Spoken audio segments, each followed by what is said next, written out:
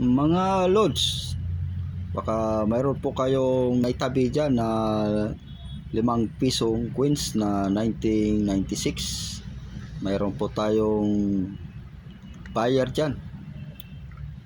Ilabas nyo na po at atin bibilhin yan sa halagang 5,000. Yung walang midmark ang hinahanap po namin, mga lods.